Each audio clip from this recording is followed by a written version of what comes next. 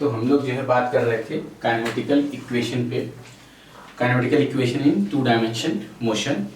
तो जैसा कि आपने देखा कि ये हमारा जो है फर्स्ट काइनेमेटिकल इक्वेशन कंप्लीट हो गया। अभी हम लोग डिस्कस करेंगे सेकेंड पे। तो बिल्कुल हमें पता है कि सेकेंड के लिए जिस प्रकार हमने मोशन इन वन डायमेंशन में डिस्कस किया था, वैसे ही हमें मोशन इन टू डायमेंशन में स्टार्ट करना है। तो स्टार्ट करते हैं हम लोग यहाँ पर motion in second two dimension motion के लिए। ये जो है फर्स्ट काइनेमेटिकल इक्वेशन कंप्लीट हो गया। अभी सेकेंड पर आ जाते हैं। तो जैसा कि हमें पता है कि ये r minus are naught second के लिए r minus are naught is equals to v, मतलब कि एक तरीके से आपको ये पता है कि average velocity is equals to total distance travelled upon total time taken. तो ये हुआ average velocity is equals to total distance travelled upon total time taken. तो total distance is equals to, अगर मैं इसको डेल्टा वेक्टर आर को vector are minus क्या ले लूँ, आर नॉट ले लूँ, तो ये क्या हो जाएगा वी एवरेज इंटू टी, और वी एवरेज मतलब v plus v naught by two into t, और ये r minus are naught. Okay, तो अगर ये देखा जाए तो v plus v naught upon two into time interval क्या हो गया अपना, अगर हमने इसको t लिया है तो ये क्या हो गया टाइम इंटरवल t। तो फिर इससे आगे बढ़ते हैं कि और हमें क्या करना चाहिए। तो हमें पता है कि अभी भी हमने थोड़ी देर पहले ये प्रूव किया कि vector v equals to v naught plus at। तो therefore r minus are naught is equals to v naught plus at plus v naught upon two into t. और आगे बढ़ते हैं इसको, तो ये हो जाएगा v naught two v naught plus a t, और अगर हम लोग टू को अलग अलग डिवाइड कर दें और टी से मल्टीप्लाई कर दें तो ये बन गया। तो ये हो गया vector are minus are naught is equals to, यहाँ टू से टू कैंसिल, तो आ गया अपना r, क्या आ गया r minus are naught is equals to v naught t plus half a t square plus half a t square. तो ये लीजिए आपका जो है सेकेंड काइनेमेटिकल इक्वेशन हो गया इन टू डायमेंशन मोशन। तो आप लोग नोट कर लो, this is two dimension second kinematical equation in two dimension motion.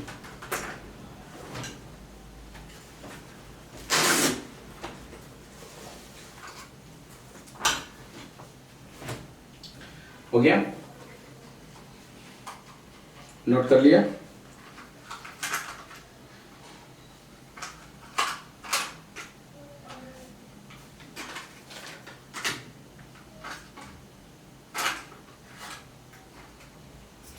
Okay, तो ये सेकंड हो गया आपके लिए। अभी थर्ड के बारे में डिस्कस करते हैं हम लोग।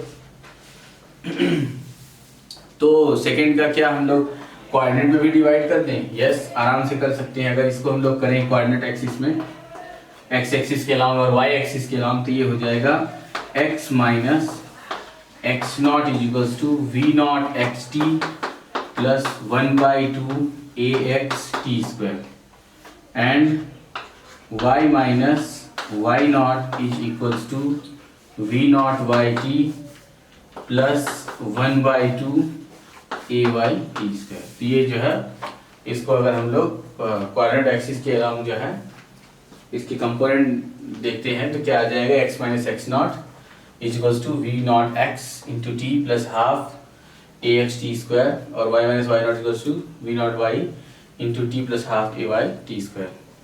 तो ये हो गया। अब अगर हम लोग जो है पढ़ते हैं एक अच्छे क्वेश्चन की तरफ, वो क्वेश्चन भी बहुत ही अच्छा न्यूमेरिकल है, तो देख लेते हैं उस क्वेश्चन को।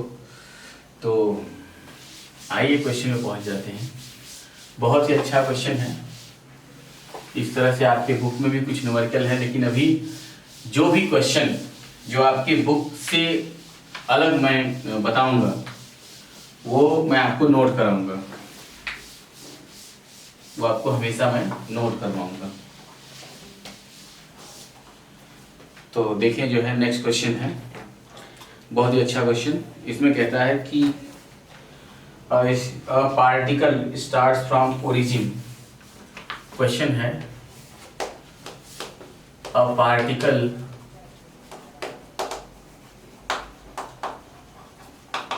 starts from origin at t equals to 0, okay, with a velocity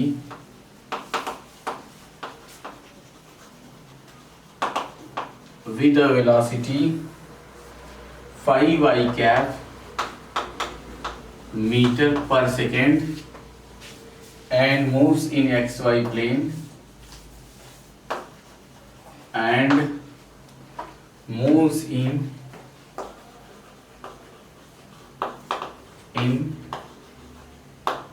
xy plane under action of force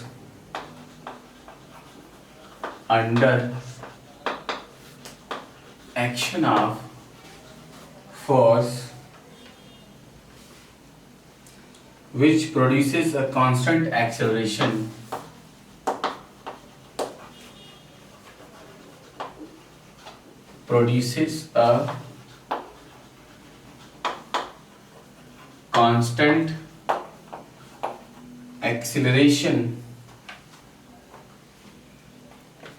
of 3i cap plus 2j cap metre पर सेकेंड स्क्वायर। अब यहां से क्वेश्चन स्टार्ट हो रहा है। A, what is the Y coordinate of the particle? What is the Y coordinate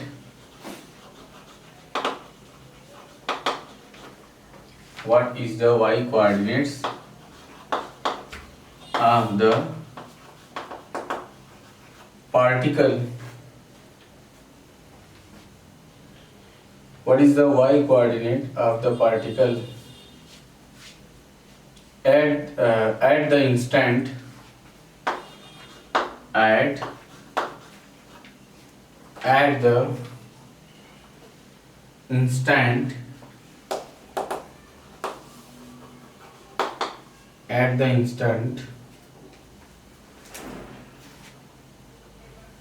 its x coordinate is 84 meter. Its x coordinate is 84 meter.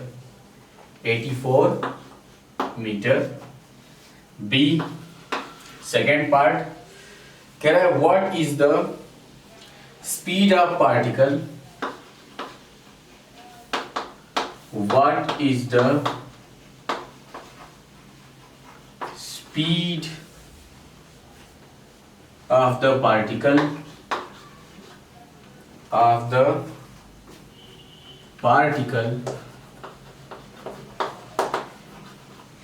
speed of the particle at this time,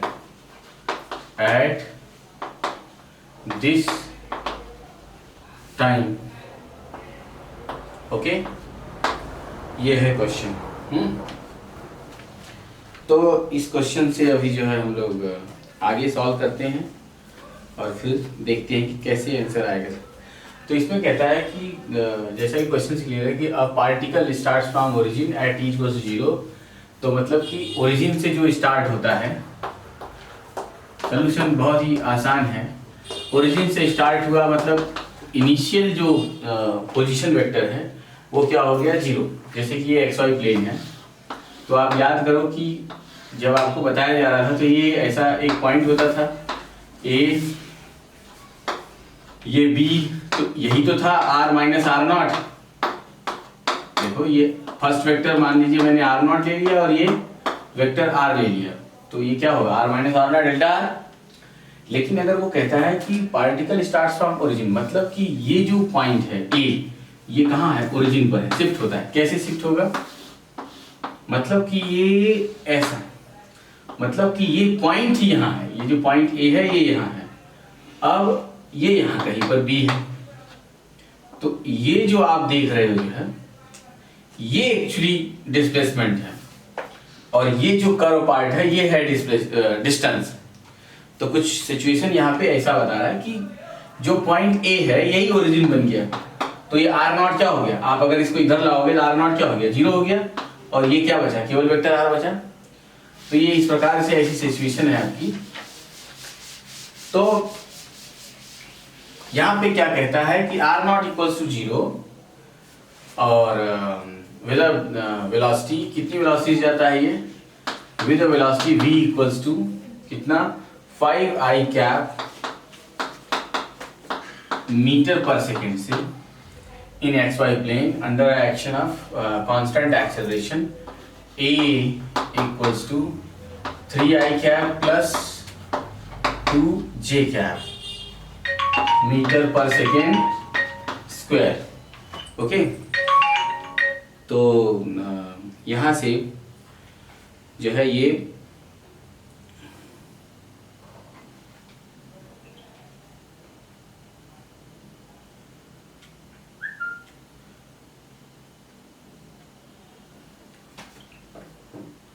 तो अगर हम लोग ये देखें कि अगर acceleration ये है और इस तरह से जो है सिचुएशन अगर गिवन है, तो हमारे सामने इक्वेशन क्या बनती है कि r माइनस, अब हम जानते हैं r minus are naught equals to v naught t plus half a t square.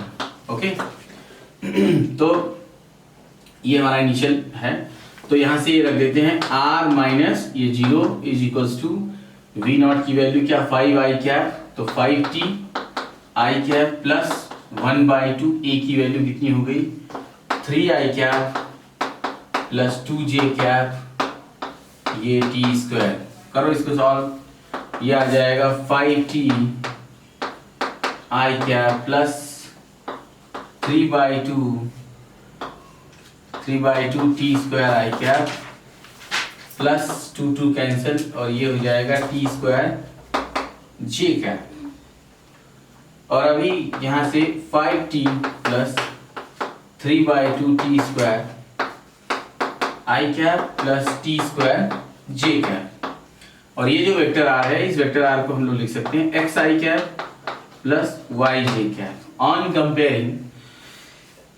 तो कंपेयर करते हैं, therefore on comparing we get x equals to क्या आ गया 5t प्लस 3/2 t स्क्वायर और y इक्वल्स टू कितना आ गया t स्क्वायर। तो इसने अपने को हिंट दिया है कि कह रहा है कि what is the y coordinate पूछ रहा है अब the particle at the instant at its x coordinate is 84। अगर x का कोऑर्डिनेट 84 मीटर हो तो उसी इंस्टेंट पर y कोऑर्डिनेट क्या होगा। अगर मैं जब x कोऑर्डिनेट 84 है उस समय का मैं टाइम इंस्टेंट टाइम निकाल दूं, तो यहाँ पर अगर टाइम वैल्यू रख दूं तो y कोऑर्डिनेट निकल आएगा। तो हम लोग इससे क्या करेंगे, ये वाला इक्वेशन यूज करेंगे और ये हो जाएगा 5t plus 3/2 t square is equals to कितना 84 हो गया। और अभी ये हो जाएगा 10t प्लस 3t स्क्वायर और ये माइनस 2 से 2 4 जा 8 इक्वल्स टू 0। तो ये हो गया 3t square plus 10t -168 equals to 0। अब हमने इसको सॉल्व किया और हमने इसको सॉल्व किया तो हमें पता चला कि इसकी जो वैल्यू आई वो t इक्वल्स टू कितना आ गया, मतलब इसे सॉल्व करने पर after solving we get t equals to कितना 6 सेकेंड आया। देयरफॉर y कोऑर्डिनेट इसी इंस्टेंट पे y इक्वल्स टू कितना होगा, t स्क्वायर मतलब कितना 36 मीटर। तो ये आपका आंसर आ गया। जिस समय x की वैल्यू 84 मीटर है उसी समय y की वैल्यू कितनी है 36 मीटर है जो है। अब कह रहा है what is the speed of the particle at this time, तो कर लो इसे नोट। तो कह रहा है कि इसी टाइम पर पार्टिकल की स्पीड क्या होगी। तो बहुत अच्छा, हम लोग निकाल देते हैं इसके स्पीड को। तो हमारे सामने ये देखिए इक्वेशन है कि ये है vector r is equals to, दिख रहा है आप लोगों को, यही है, मतलब ये यही है, सेम है। तो r equals to 5t plus 3/2t square I क्या प्लस इतना। तो यहाँ से स्पीड के लिए पहले हम लोग क्या करें, इसको डिफरेंशिएट कर देते हैं। v इक्वल्स टू क्या होता है dr/dt। तो हमें पता है कि v इक्वल्स टू होता है dr/dt। तो r की वैल्यू हमें आइडिया है, r की वैल्यू कितनी है 5t प्लस 3/2t स्क्वायर आई कैप प्लस टी स्क्वायर जे कैप, ठीक है। अब डिफरेंशिएट कर दीजिए इसको, कितना आ जाएगा 5 प्लस 3t और ये आई कैप और प्लस 2t जे कैप। तो इसमें क्या है, what is the speed of the particle at this time, उसी टाइम। तो t इक्वल्स टू 6 पर स्पीड बतानी है। तो पहले वेलोसिटी निकल जाए, उसका हम क्या लेते हैं, मॉड ले लेते हैं, फिर किस में चेंज हो जाएगा वो स्पीड में। तो ये v at t equals to 6 second पर v equals to 5 plus 18 I cap plus 12 J cap. तो ये हो गया 23 I cap plus 12 J cap, ये v। Therefore speed equals to √23 of whole square plus 12 of whole square. After solving we get 26 metre पर second. कितना आया 26 metre पर second. ये आपका आंसर हो गया। तो ये आपके लिए एक आंसर हो गया, है ना। तो आपको यहाँ से ये बात जो है बहुत अच्छे से क्लियर हो गई कि मतलब किस तरह से हमें ये फाइंड आउट करना है, क्या निकालना है। हो गया। तो इस प्रकार से यहाँ से आपका ये क्वेश्चन सॉल्व होता है।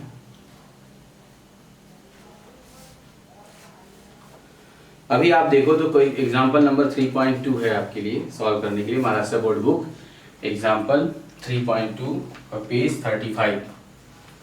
तो पेज 35 पे कहता है कि a stone is thrown vertically upward from the ground with a velocity of 15 meter per second. At the same instant, a ball is dropped from a point directly above the stone from a height of 30 meter.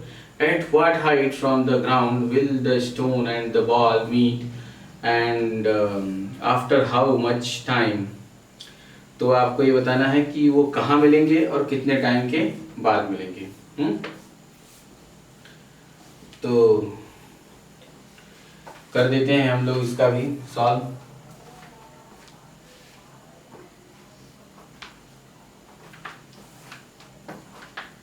कर लिया, note कर लिया।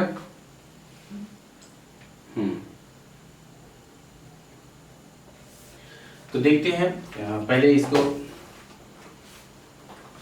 Erase किया जाए।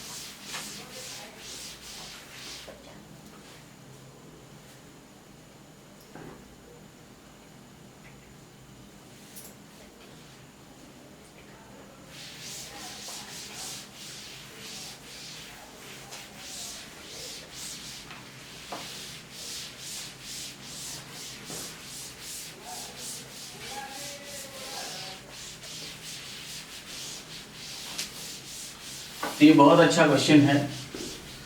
ऐसे question जो है NEET जैसे छोटे छोटे एग्जामों में मतलब पूछे जाते हैं।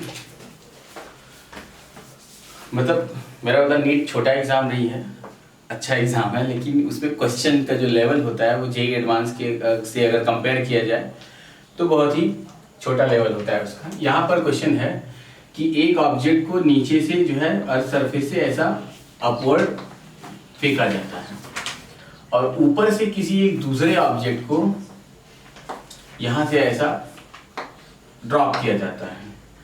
तो उसका ऐसा पूछना है कि किस समय और कहाँ पर वो दोनों जो है ऐसा इनका मीटिंग पॉइंट होगा, मतलब मिलेंगे। मतलब जब उनका सेंटर ऑफ मास से एक लाइन ऐसा हॉरिजॉन्टल प्लॉट किया जाए तो सेम हो, तो ये उनके लिए मीटिंग पॉइंट, यहाँ पर वो मिले और यहीं के बाद से वो ऐसा पार हो जाएंगे। तो क्वेश्चन में कहता है कि जो ये है स्टोन है, ये कुछ तो भी ground with velocity of 15 metre पर सेकेंड, यहाँ से ये 15 मीटर पर सेकेंड से फेंका गया। ठीक है, ये बॉल जो है एक स्टोन को फेंक दिया गया और दूसरी बात वो बॉल को 30 मीटर की हाइट से, कितना 30 metre height from the ground, ये मान लीजिए ग्राउंड है, यहाँ से ड्रॉप किया गया जो है। तो बस देख लेते हैं हम लोग, यहाँ पर जब वो ड्रॉप हुआ तो u उसका इनिशियल वेलोसिटी क्या होगा 0, तो ये होगा s स्टोन कितने डिस्टेंस पे होगा, तो क्या होगा ut plus half at square, u की वैल्यू कितनी 15t माइनस 1/2, g की वैल्यू 10 ले लेते हैं और ये t स्क्वायर दिया है ना उसने, हाँ 10 ही दिया है, ये कट गया कितना आ गया 5, तो ये आ गया 15t माइनस 5t स्क्वायर और ये s स्टोन, ये इसका इक्वेशन हो गया। और उतने ही मान लीजिए t टाइम पे, अच्छा यहाँ पे मैंने आपको ये बताना है कि let at time t both will meet to each other, मतलब एक दूसरे से मिलेंगे जो है टी टाइम पर, ये यहाँ आकर और ये टी टाइम पे यहाँ पहुंच जाएगा, दोनों एक दूसरे से मिल जाएंगे। तो ये हो गया स्टोन के लिए। एंड फॉर बॉल कितना ये चल चुका होगा, वही बात ut प्लस हाफ, तो इसका ये 0 प्लस 1/2 और ये माइनस 10 और ये जो है t स्क्वायर, तो ये हो गया माइनस 5t स्क्वायर बॉल।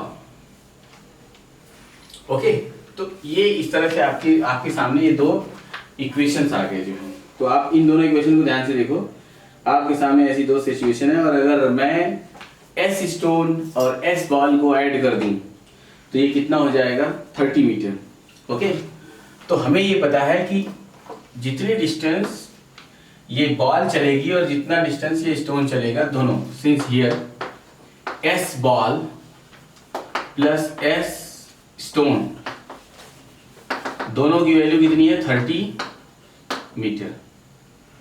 तो इन दोनों को ऐड कर दिया जाए, ऐड कर देते हैं। तो ऐड करके इसने पूछा क्या है क्वेश्चन में, इसने अपने से पूछा कि at what height from the ground will the stone and the ball meet at after how long much time. Okay, तो पहले तो हम लोग जो है इसे सॉल्व कर देते हैं कि फ्रॉम ग्राउंड, ग्राउंड मतलब क्या कि बॉल की बात कर रहे हैं। तो s ball is equals to, ये कितना हो जाएगा 30 और पहले तो इनकी वैल्यू रख दो, तो s बॉल जो है कितना है 5t स्क्वायर। अच्छा, एक चीज और ध्यान रखने वाली है, जो बॉल है ये तो स्टोन है, स्टोन जा रहा है अपवर्ड तो ये पॉजिटिव रहेगा, बॉल किधर आ रहा है डाउनवर्ड, तो इसका जो सेंस होगा वो निगेटिव होगा, तो इसलिए ये माइनस माइनस क्या हो जाएगा प्लस हो जाएगा। तो यहाँ से एस बॉल कितना होगा 5t स्क्वायर और ये plus 15t minus 5t square is equals to कितना 30। तो ये 5t स्क्वायर से 5t स्क्वायर कट गया और ये 15t equals to 30, therefore t equals to कितना आ गया 2 सेकेंड, मतलब 2 सेकेंड में ये एक दूसरे से मिलेंगे। तो कितनी हाइट पर, वो भी बहुत आसानी से, देयरफॉर नीचे वाला क्या है, बॉल है, हाँ नीचे क्या है क्वेश्चन में, कह रहा है at what height from the ground the stone and the ball meet. तो किसी एक में रख देते हैं, किसी एक वैल्यू में डाल दो आप, तब भी निकल आएगा। तो कितना आ रहा है, S ball equals to, S ball equals to कितना हो रहा है 5t²। तो ये 5t² मतलब 4, तो ये हो गया 20 मीटर। मतलब ये यहां से कितना आ चुका होगा 20 मीटर। यही बॉल है, ये तो स्टोन है। देयरफॉर फ्रॉम ग्राउंड से कितना होगा 30 - 20 = 10 मीटर। ओके, तो ये आपका, ये भी एक जो है अच्छा क्वेश्चन है। तो कितने हाइट में मिलेंगे, 10 मीटर पे मिलेंगे, 10 मीटर पे। और इसके बाद जो है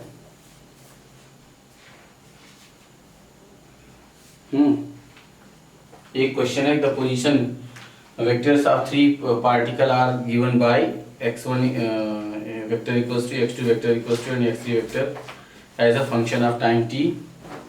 determine the velocity and acceleration for each in SI units.